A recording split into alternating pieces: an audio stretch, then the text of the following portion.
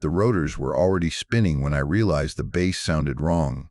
Not loud, not frantic. Thin. I was running toward the flight line, vest half secured, helmet knocking against my shoulder, when the helicopter lifted and the noise pulled away instead of settling. Dust rushed past me, then dropped. Silence rushed in behind it. I stopped at the edge of the tarmac. The extraction point was empty. No crews, no shouted corrections. Just discarded straps snapping softly in the wind, lifting and falling like they were trying to leave on their own. Emergency lighting flickered on one side of the pad and failed on the other, stretching shadows until distances felt unreal. The place that had been crowded minutes ago now felt hollow, like I had walked into it after everyone else had already gone home. I raised my radio. Support element at extraction. Static crackled once, sharp and final, then nothing. Smoke hung low along the perimeter fence, turning the afternoon gray.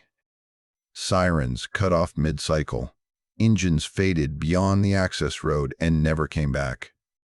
I checked my watch out of habit, then counted what I had left without meaning to. That was when it settled in, clean and heavy. The base was evacuated. I was not. And this was not something I could fix by calling someone. I was a logistics specialist attached to a small support unit, the kind of assignment that rarely makes anyone nervous because it is built on routine. My job was to account for things: equipment, serial numbers, storage cages that only mattered if they were mishandled. We were stationed at a modest training installation outside Juniper Flats, New Mexico, a place most people would drive past without realizing it existed. In 2014, our rotation there was supposed to be quiet. Support a training cycle. Keep systems running. Leave on schedule. The fires changed that slowly at first, then all at once.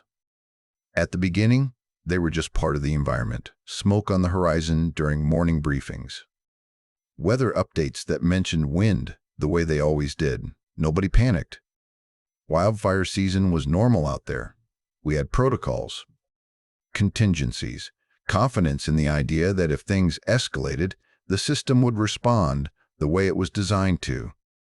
When the mission shifted from training support to emergency wildfire response, it did not feel dramatic. It felt administrative. New tasking, revised timelines, extra briefings, the kind of change that looks clean on paper. Leadership emphasized speed but also control. Evacuations are supposed to be methodical. Accountability first. Sensitive equipment secured. Everyone moves in phases so nothing and no one gets missed. That trust ran deep. We trusted leadership because we had no reason not to. We trusted the procedures because they had always worked before. We trusted that if something went wrong, there were layers built in to catch it. Redundancies stacked on top of redundancies. That is how it is supposed to be. My responsibility that day was straightforward. Secure a storage area holding communication components and classified material. Log it properly. Lock it down. It was not optional and it was not flexible. You do not rush sensitive equipment just because things feel urgent. You finish the task or you create a different kind of emergency. As evacuation preparations accelerated, the base took on a different energy.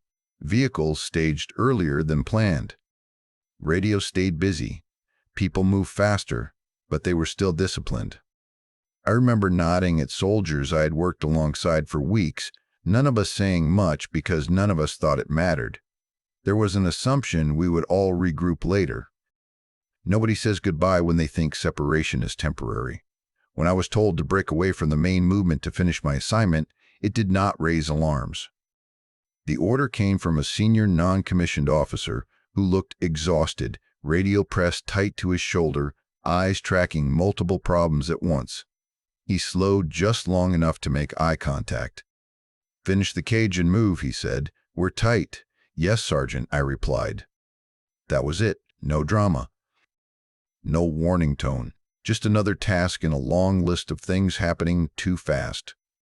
I moved across the base toward the storage area as smoke thickened enough to dull colors. Buildings I knew well looked softer at the edges. The sun felt dimmer, like it was already later than it was. Ash began to fall lightly, drifting down in slow, quiet flakes. It reminded me of snow back home, the kind that settles on your jacket without sound. Except this snow burned when it touched skin.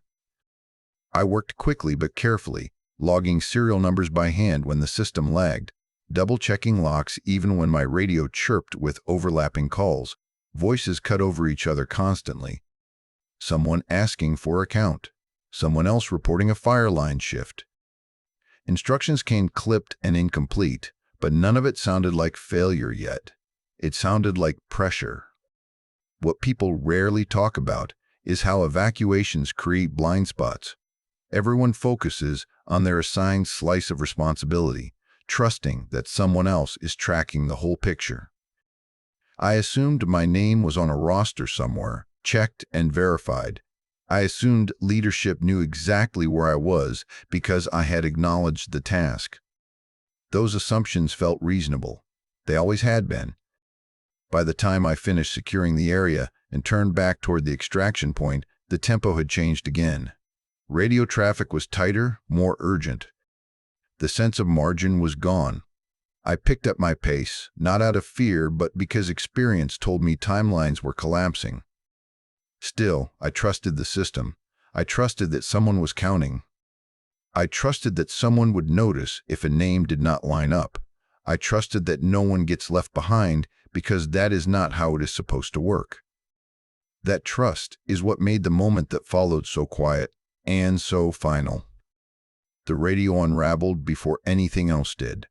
Alpha Convoy, hold for head count, a vehicle commander snapped, his voice sharp and urgent.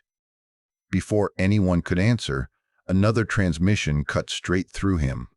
Command, be advised, fire line just breached the western ridge. Wind shift confirmed. We are losing ground. Say again on that count. The first voice came back, louder now. Negative, all units expedite. The supervisor broke in, breath already short. Timeline compressed. Move now. 3 voices, 2 instructions. No space between them. I stood still for half a second with the radio pressed to my ear, listening as words collided and slid past each other. Someone started calling numbers. Someone else interrupted with a grid reference. A warning tone chirped and vanished. No one confirmed anything fully. The channel kept moving, like it was afraid to slow down. I keyed my mic. Support element is off main movement. Securing storage cage. How copy? A pause. Just long enough to notice.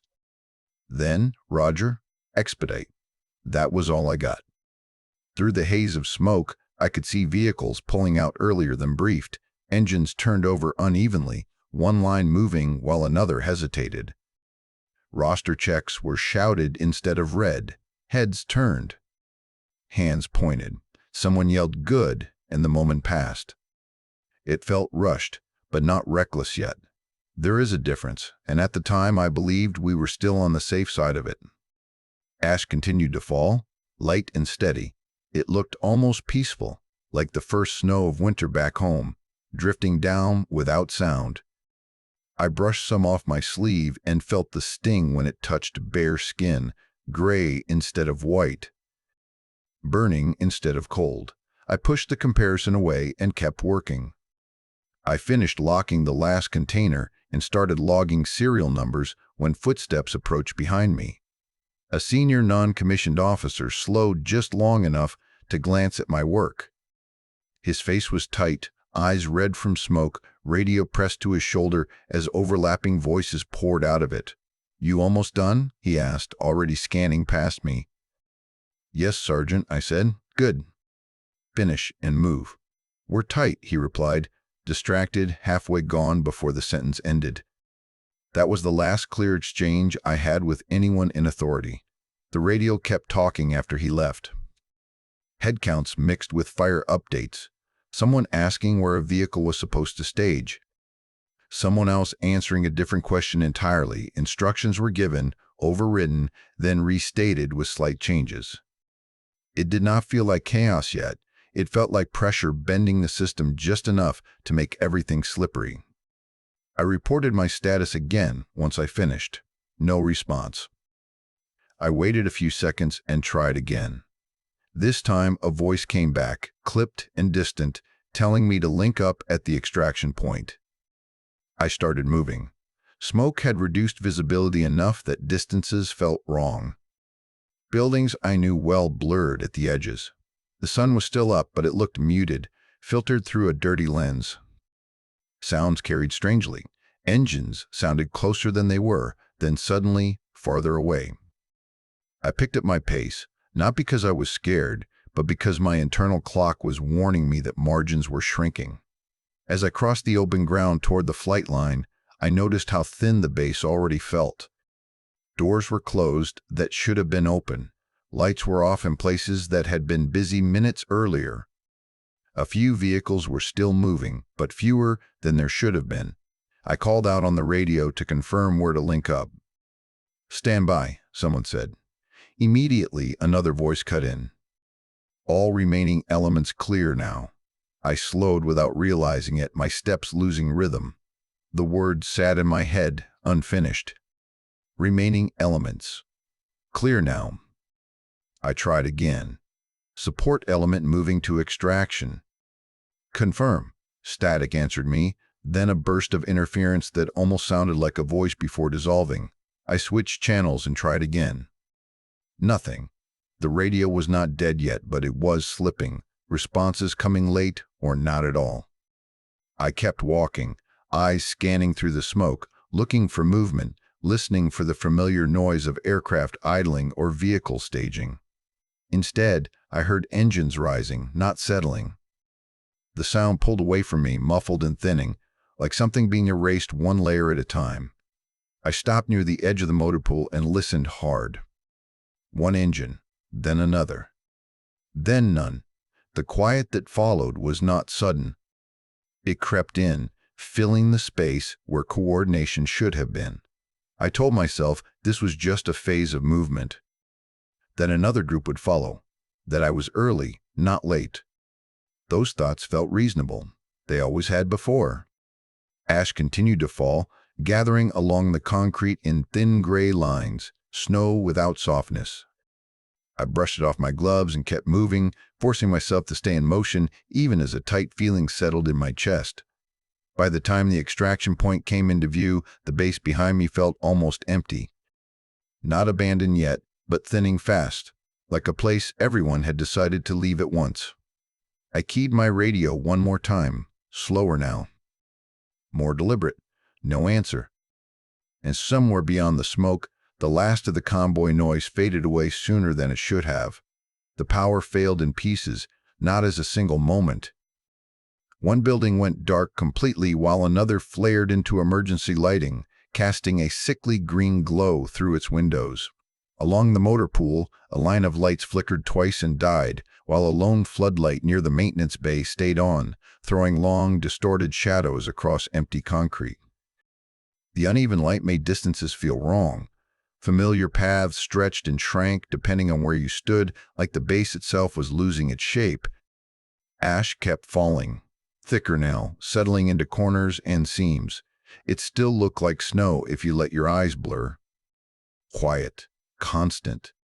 But every time it touched bare skin, it stung, a sharp reminder that this was not home and not safe. I wiped my face again and tasted metal and smoke.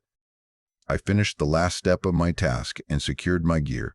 There was nothing left to justify staying where I was. I slung my rifle, tightened the strap on my vest, and started toward the extraction point with purpose. I did not run yet. Running assumes there is something to catch. I still believed I was moving into a controlled space. The emergency lighting played tricks on me as I crossed open ground. Some corridors glowed faintly, others were swallowed by shadow. Doors I had walked through 100 times looked unfamiliar. The air felt heavier, pressing down instead of moving through. Every sound seemed amplified. My boots, my breathing, the scrape of ash underfoot. When the extraction point finally came into view, I slowed without meaning to. It was empty. No vehicles idling. No crew chiefs signaling. No soldiers shifting their weight and waiting. Just bare concrete and a few discarded straps lying where someone had dropped them in a hurry. They lifted and snapped softly in the wind, moving more than anything else around me. Emergency lighting washed part of the pad in pale green while the rest sat in shadow, creating a sharp line that made the emptiness feel deliberate, staged. I stood there for several seconds, helmet tucked under my arm, staring straight ahead like movement might resume if I waited long enough. The place had been crowded minutes earlier. Loud, chaotic, alive. Now it felt hollow, like I had walked onto it after everyone else had already gone home. I raised my radio. Support element at extraction. How copy? Static answered me, thin and brittle. I switched frequencies and tried again, slower this time, as if clarity might come from patience. Nothing. Another channel gave me a burst of interference that almost sounded like a voice, then collapsed into silence. I said names instead of call signs, my voice steady but louder than it needed to be. No answer. Beyond the ridge, the fire announced itself without sound. A low orange glow spread wider than it had been earlier, patient and unhurried. The wind shifted and carried heat in uneven waves that brushed my face and then pulled back. Fire does not rush when it knows it has time. I walked the perimeter of the extraction area, checking places I already knew would be empty. Habit disguised as hope. My boots echoed too loudly on the concrete, each step a reminder that there was no one else around to hear it. I tried the radio again, once more, then stopped. Repeating myself would not change the outcome. The realization did not hit me all at once. It settled in layers. The aircraft were gone. The ground convoys had already cleared the area. The base was being treated as evacuated. No one was listening because no one was left to listen. I checked my watch, even though the gesture felt thin. Time still mattered, but not in the way it had earlier. I thought about running down the access road, about chasing something that was already miles away. Smoke had reduced visibility too much, and fire behavior was unpredictable. Moving blind would trade certainty for chance, and chance was not something I could afford. Another section of emergency lighting blinked out nearby. Darkness filled the gap immediately, thick and final. The base no longer felt like a workplace. It felt like a shell. I forced myself to slow down.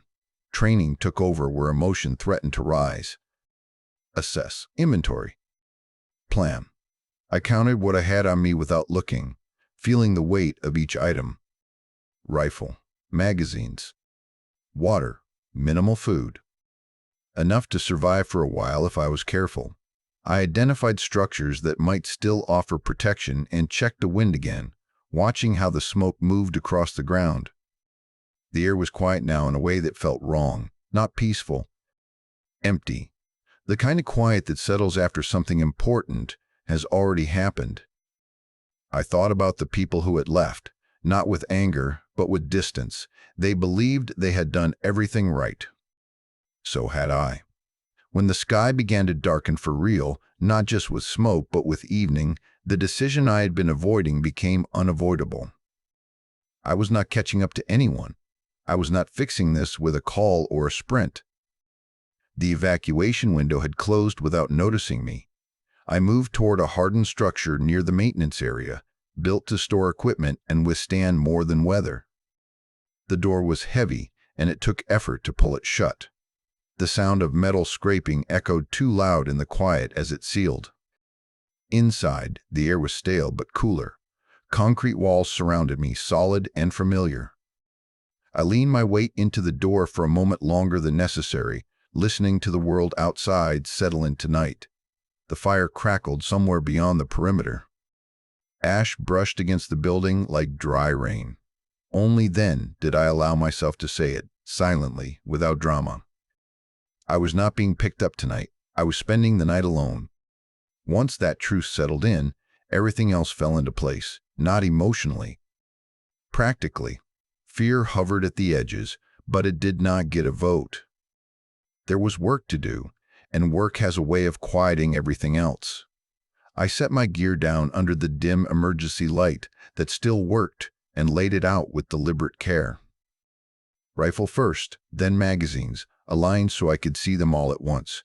I counted them slowly, out of habit more than necessity, then counted again. I checked the radio, swapped batteries even though the indicator still showed charge, and set the used ones aside so I would not confuse them later.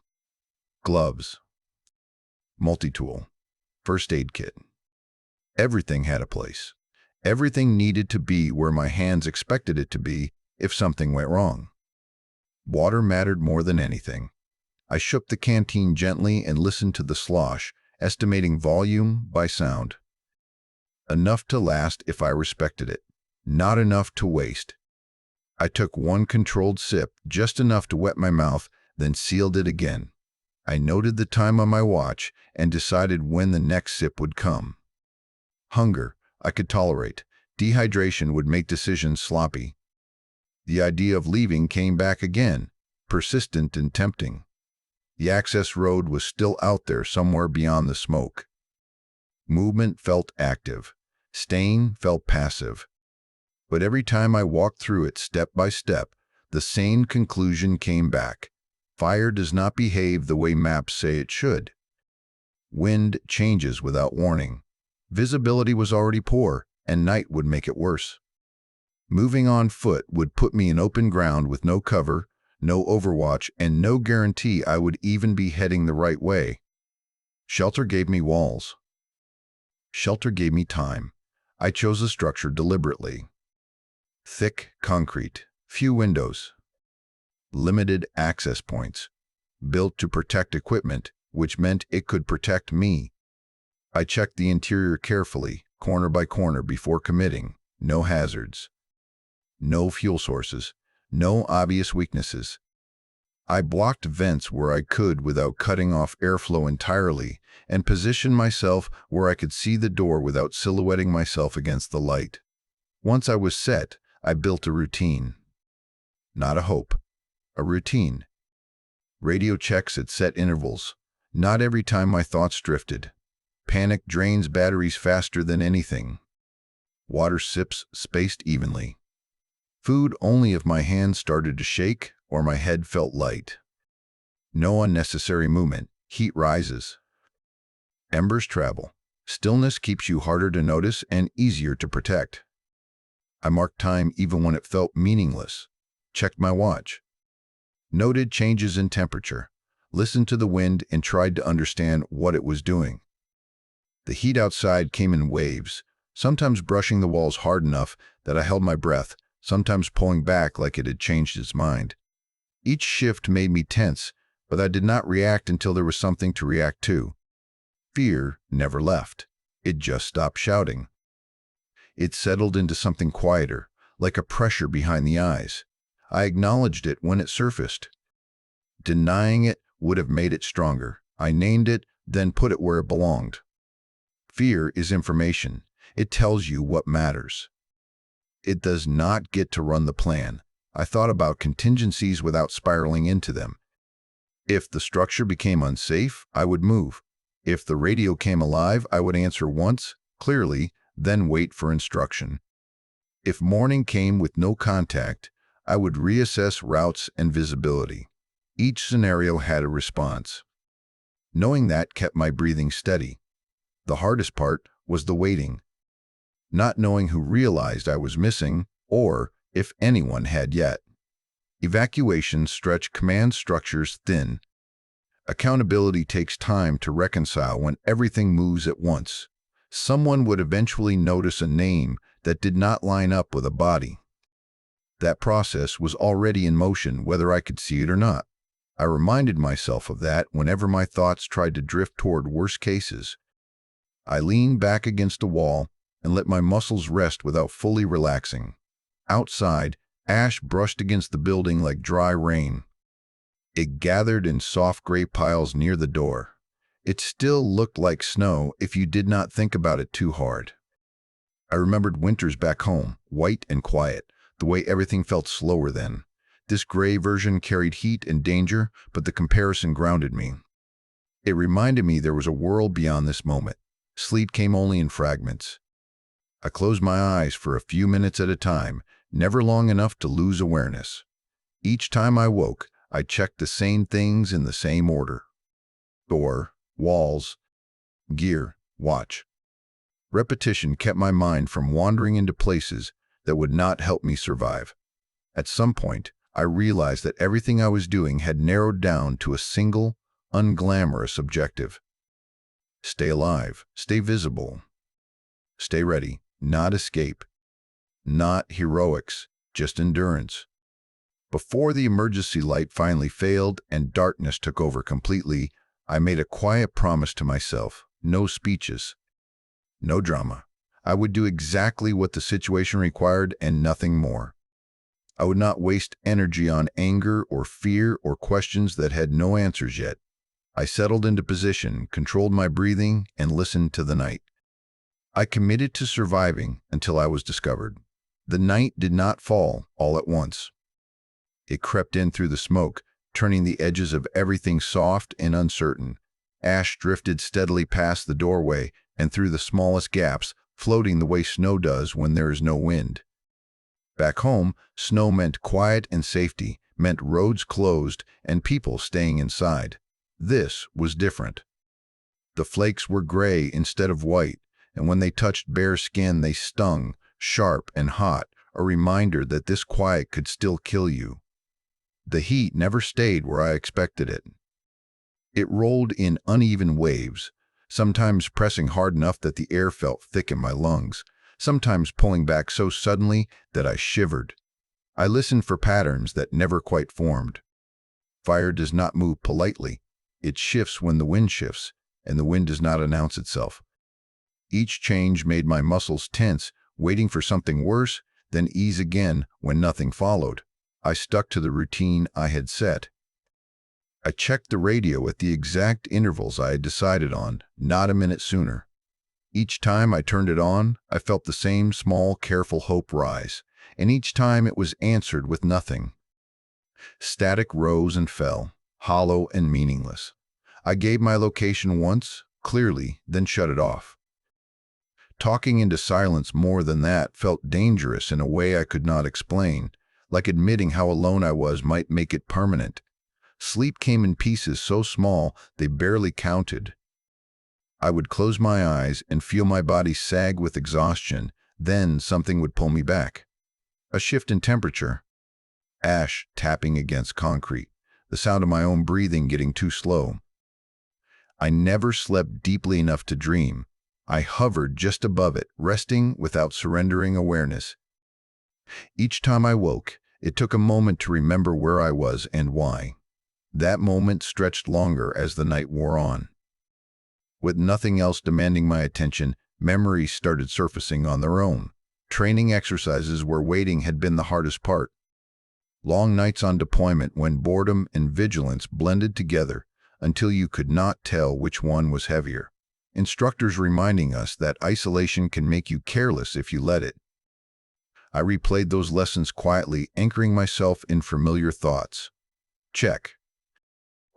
Listen. Breathe. Wait. The ash kept falling, gathering along the floor in thin gray lines.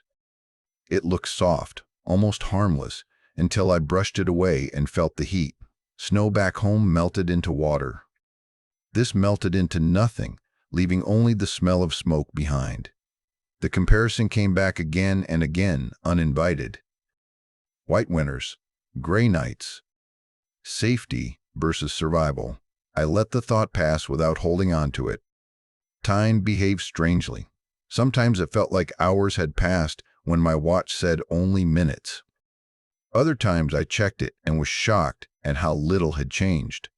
I forced myself to eat a small amount when my hands started to shake, even though I did not feel hungry. I drank carefully, letting the water sit in my mouth before swallowing, making it last. Each choice felt deliberate, heavy with consequence, even though it was just food and water. At one point, the heat spiked suddenly, sharp enough that I stood and checked the walls, the vents, the door. My heart rate jumped despite my effort to stay calm. I listened hard, separating the crackle of fire from the settling sounds of the building. Everything held. The structure did what it was built to do.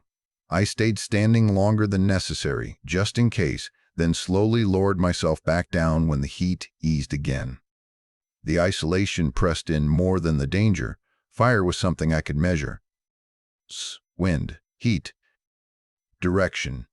Being forgotten was harder to quantify. I wondered who would notice first that I was missing, how long it would take for a name on a list to raise a question. I stopped myself when those thoughts started to spiral. Wondering did nothing. Staying alert did. The hardest hours were just before dawn. The night felt endless then, like it might never give way. The quiet grew heavier, not peaceful, just empty. I focused on small things to stay grounded. The feel of concrete against my back, the steady weight of my gear, the rhythm of my breathing. I reminded myself that I had made it through the night so far. That mattered. When the sky finally began to change, it was so subtle I almost missed it. The darkness outside thinned just enough to suggest shape. Smoke took on a lighter shade of gray. I felt a small surge of relief, not because I expected rescue with daylight, but because surviving the night felt like crossing an invisible line. I had endured the worst hours without making a mistake. I checked the radio again, more out of habit than hope. Nothing. No voices. No engines. The base remained silent, a place emptied too fast and not yet reclaimed. Ash still drifted down, quieter now, settling on a world that looked tired and abandoned. Morning arrived without ceremony, gray and smoke-filtered, and I was still alone. The second day did not bring relief. It brought clarity, and that was worse. When the light came up through the smoke, it did not feel like morning. It felt like exposure. Everything that had been hidden by darkness was now visible in flat, colorless detail. Ash coated the ground and clung to every surface, turning the base into a dull gray version of itself. My throat burned from breathing all night, and my eyes stung even when I tried not to blink too often. I stepped just outside the structure long enough to look, then paused, listening. Nothing. No distant engines. No voices carried on the wind. No sign that anyone was moving toward me. Beyond the ridge, the fire had changed. I could tell without seeing flames directly. The heat came from a different direction now, brushing across my face instead of my back. Smoke moved sideways instead of drifting upward. The wind had shifted sometime before dawn, quiet and decisive. That shift mattered more than any clock. It meant the fire line was no longer behaving the way it had the night before. I stood there watching the smoke for a long time, tracking it the way I had been taught. Direction, speed, density. The access road I had considered earlier might now be closer to the fire than this structure was. Or it might be clear. I could not know without committing to movement, and once you commit, you lose the option to wait. That was the first time I seriously considered evacuating on foot, not as a distant thought or a worst-case scenario, but as a real decision I might have to make. I pictured the road in my head, the bends and elevation changes, the stretches where visibility dropped even on a clear day. I imagined moving through smoke thick enough to hide hazards until you were already on top of them. I imagined the fire jumping again, cutting off the route entirely. Every version of the plan carried risk. Staying carried risk too. I went back inside and sat down with my gear, forcing myself to think in facts instead of fear.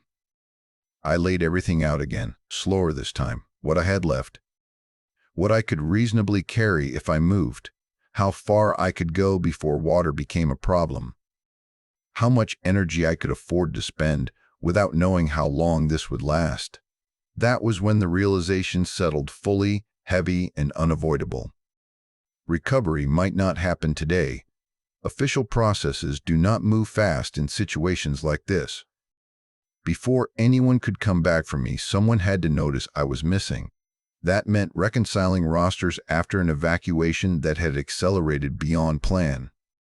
It meant confirming I was not already safe somewhere else. It meant weighing the risk of sending people back into an active fire zone. None of that happened instantly. It could take hours. It could take longer. Hope stopped being something I could lean on. Clarity replaced it. I took out the small notebook I carried for work, the kind meant for inventories and task notes. My hands were steady when I opened it. I wrote my name first, then my unit, my role, and the date as best I could recall it. I wrote the last confirmed timeline, where I had been sent, where I had sheltered, what supplies I had remaining. I wrote the route I would take if I had to leave, and the approximate time I planned to do it. I tore the page out carefully and folded it. I placed it somewhere obvious, taped to the inside of the structure near the door, where it would be seen immediately if anyone entered. Then I wrote a second note and tucked it inside my pocket, against my body, where it would stay with me no matter what happened. It felt strange to do that, not frightening, just sobering, the kind of action you take when you accept that outcomes are not guaranteed. I marked identifiers on my gear, small strips of tape with my name and unit written clearly. I adjusted my first aid kit so I could reach it without looking. I drank a measured amount of water and forced myself to eat, even though my stomach resisted it. Fuel mattered whether I wanted it or not. Outside, the wind shifted again, carrying heat in uneven waves. The fire crackled faintly somewhere I could not see. I stepped into the doorway and watched the smoke, trying to decide if staying was still the better option. The structure had protected me through the night, but it was not invincible. Neither was I. The fear was still there, but it no longer pressed in on me. It had sharpened into something cleaner, more focused. I was no longer waiting for rescue as an abstract idea. I was planning for survival as a process. I checked my watch and set mental markers.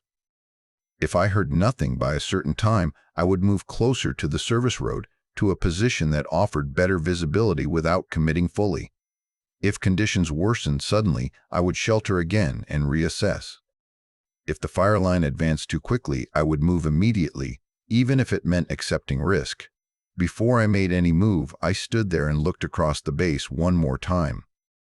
It was quiet and gray, coated in ash, like a place that had been abandoned in a hurry and not yet reclaimed.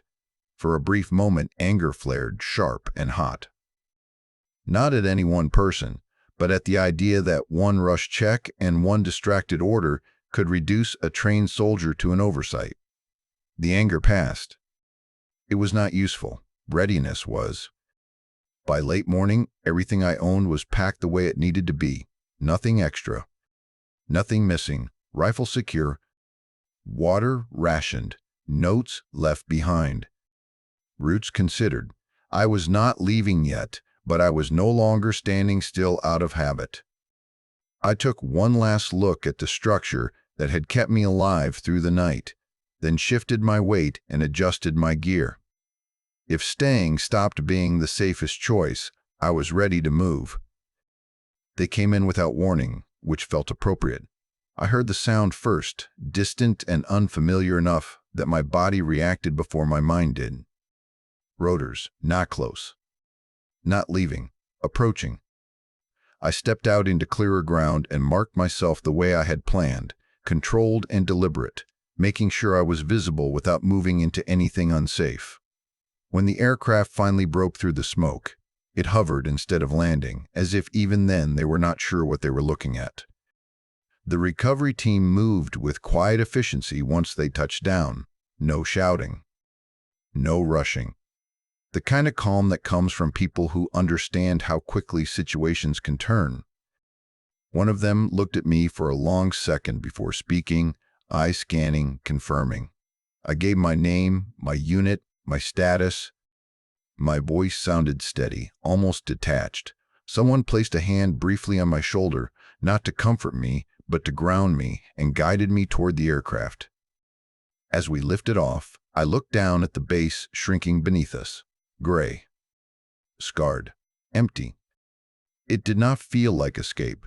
It felt like separation, like I was leaving behind something unfinished that would not come with me. The fire still burned beyond the ridges, indifferent to what it had almost taken. I watched until the smoke swallowed everything again. There was no celebration waiting, no relief wrapped in words. At the temporary command site, leadership met us with silence that carried weight. Bottles of water appeared. A chair was offered. Someone told me to sit. Conversation stopped when I entered the room, then resumed in quieter tones that never quite reached me. Bases held shock, but also something harder to name. The realization that this had not been a close call everyone had known about. It had been invisible. The questions started soon after. Where had I last been seen? Who gave the order? What time had I acknowledged it? What channels had I been monitoring? It was all careful and polite, as if tone might soften the content. I answered exactly what I knew and nothing more. Facts only. The temptation to fill gaps with emotion was strong, but unnecessary. The truth did not need embellishment. The investigation moved quickly once it started, and slowly before that, the way these things always do. A timeline came together from fragments. Radio logs. Movement reports. Roster sheets with initials instead of signatures. Somewhere in the accelerated evacuation, my name had been marked accounted for while I was still off securing equipment. That assumption carried forward. Nobody double-checked because nobody thought they needed to. By the time a discrepancy surfaced, the base was already considered clear, and sending a team back in was weighed against active fire behavior. Caution delayed action. Delay compounded itself. They called it an administrative error. The phrase appeared again and again in the paperwork. Administrative, procedural, human, all accurate, all insufficient. Errors are supposed to be small. This one had left me alone in a fire zone for more than a day. No one was punished the way people expect when they hear stories like this. A few officers took responsibility on paper. Procedures were reviewed. Briefings were updated. New language was added about verification during accelerated evacuations. The system adjusted itself the way it always does, absorbing the damage without showing much of a scar. I understood the logic. Systems cannot function if every failure becomes personal. Still, the neatness of it sat wrong. When I returned to duty, things felt different in ways that were hard to articulate. Some people checked on me too often, asking how I was doing in tones that suggested they were not sure what answer they wanted. Others avoided the subject entirely, as if silence might keep it contained. I did my job the same way I always had, but my relationship with the work had changed. I no longer assumed that being listed meant being safe. I no longer trusted that someone else had the whole picture just because the process said they did. Trust did not disappear. It narrowed. I trusted individuals more than procedures. I trusted verification over assumption. I started double-checking rosters even when it slowed things down. I asked questions when timelines felt rushed. I spoke up when instructions overlapped instead of assuming they would sort themselves out, not loudly. Not dramatically, just enough to create friction where friction was needed. At night, when things were quiet, pieces of the experience returned without warning. The sound of engines fading. The way the emergency lighting made familiar spaces feel wrong. Ash drifting down like snow that burned instead of cooled. The memories did not come with panic. They came with alertness, like a muscle that never fully relaxed again. People asked me later how I stayed calm, how I did not panic. I never found a satisfying answer. Panic did not feel useful in that moment. What stayed with me instead was how easily it could have ended differently. How thin the line was between being recovered and being overlooked. How close I came to becoming a report instead of a person. On paper, the incident was resolved, closed, filed. The base was eventually reopened. Training resumed somewhere else. Life continued with the momentum it always finds. But the label never matched the weight. They called it an error. And no matter how many times I read that word, it never felt small. I think about that evacuation more often than I expect to. Not because it was dramatic, and not because it made me feel brave. It stays with me because of what it revealed in the quiet moments, when no one was watching and no alarms were sounding. Being left behind did not teach me about heroism. It taught me about how absence works, about how quickly a system can move forward once it believes its job is done. Survival was not heroic. There was no single moment where I rose above fear or made some perfect choice. I did not outrun flames or defy odds. I counted what I had. I stayed when staying made sense. I prepared to move when waiting stopped being safe. I followed training the way it was meant to be followed, slowly and deliberately. That was enough. What unsettled me most afterward was how quietly everything failed. No warning light blinked to say someone was missing. No siren sounded for a broken process. Assumptions stacked on top of each other, and once they did, no one felt responsible for looking back. The system did not collapse. It simply overlooked. Since then, responsibility has meant something different to me. It is not just completing a task or following an order. It is noticing when something feels unfinished, even if it is not officially your problem. It is speaking up when timelines compress and instructions overlap. It is staying present long enough to make sure no one else is standing alone where they should not be. The memory of those hours is sharper than the fire itself. I remember the way ash drifted like snow, gray instead of white, burning instead of cold. I remember how silence can feel heavier than noise. Those details never faded. They surface at odd times, not as fear but as awareness. My service did not end because of that evacuation. I stayed. I kept doing the work. But I did it with open eyes. I trusted people, not processes alone. I verified instead of assuming. I understood that accountability is not something you check once and move on from. It is something you actively maintain, especially when everything feels rushed. There was no recognition attached to surviving. No story told in briefings. No name on a slide. And that is fine. The value of what happened was never in being seen. It was in what it changed quietly, permanently. Survival did not make me famous. It made me careful. Subscribe to my channel, Lady Veteran Stories, for more real military stories, and tell me in the comments where you're watching from.